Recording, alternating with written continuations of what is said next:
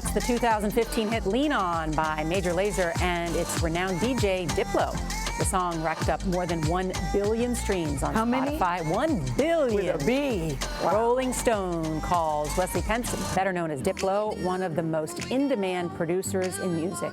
He's won 2 Grammys for songs with Justin Bieber and fellow DJ Skrillex. And his energetic performances make him one of the Forbes highest paid DJs in the world. Yep, he is no joke. He knows what he's doing. A new documentary called Give Me Future explores Diplo's historic performance in Cuba last year. Look at this crowd. Major Lazer was the first major American group to play there in more than 5 decades. So the movie looks at the groundbreaking performance in Havana. There's not going to be another first moment when someone comes to Cuba to do a show. There's not going to ever be this another inaugural concert like this. So even if it sucks, let's do that.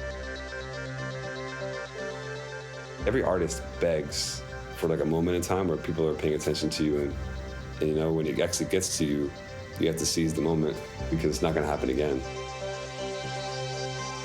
Wesley Pentz, also known as Diplo, joins us now at the table. Good morning to you, Diplo, a.k.a. Wesley Pentz. Good morning. Good Let's morning. just say it did not suck. It did not suck. And this is what I want you to set the scene for us. Because when you guys got there, you weren't even sure how many people would show up. You thought maybe 10, maybe 20.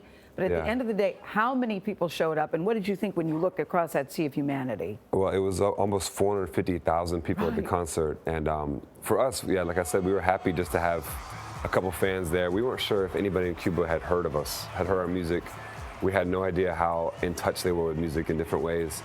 So we were just anticipating something, you know, something small, something, you know, cool. And then once the day started rolling on and people started walking up, and it started from 2 a.m., just kind of walking up. But they have such an antiquated internet system there, Yeah. so it is surprising that they knew about you, but they did. If you watch the film, we went down there and we decided to make a film about our experiences. And the one thing I told the director, Austin Peters, I was like, don't make this film about us, about our vacation or whatever, going to Cuba.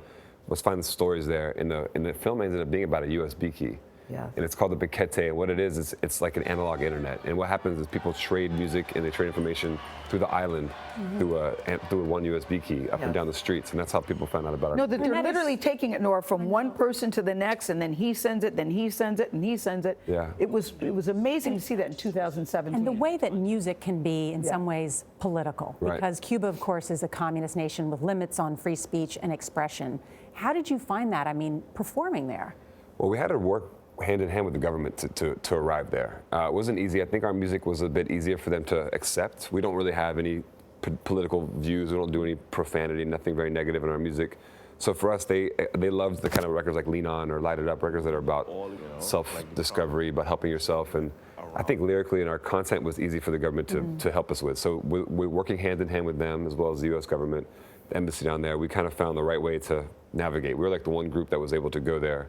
I think other groups had tried, but we were kind of like the one that they chose that was the right one to represent for the people. You guys were huge. I even like the title of the documentary. I didn't know what it meant before I started watching it, but Give Me Future, because so many people say, you know, this is an old country, nobody comes here, but the fact that these guys came here, give me a future and make me feel alive. Yeah. I want to know what that meant to you and what was your takeaway on your end when you left. There are experiences in Cuba, like you said, the Rolling Stones were there as well, and it's always like a nostalgic thing because Cuba has this nostalgic feeling. You go there, you feel like the old cars, this kind of old history, and you don't realize there's over 10 million people there, and there's kids there, and they want to be part of the world. They want to feel like they're part of what we're doing, and it did feel like this was their moment. This is the moment we're all together. They were part of global music. They were part of something that they all know, they all love, and for me, I just feel like we're so close to Cuba. They're our neighbors, so it's just nice to have some empathy for the people there, the kids, because they're trying to live just like us every day. And every day they live the same life, and something like this happens to them, a giant concert, the one experience, that we had been part of, and it's just amazing to kind of see the growth and explosion. I thought when we went there, this would be the beginning of many, many concerts. Like it was going to be a huge amount of Americans going there, concerts, but it really was the only thing. Now the doors are kind of closing because we passed different laws, I think, really recently about traveling, and so we don't know if it's going to happen again. You had an amazing career, not bad for a guy who made mixtapes in his bedroom, and now you are one of the #1 DJs in the world, Mr. Diplo. Yeah. Well, it started. My path was very different than a lot of other musicians, but I think just learning my way through it all. I think it's exploring different ways to do it. Thank you. Thank you, guys. Diplo. Love that memory of making mixtapes. Yeah. Those were good times. Thank you.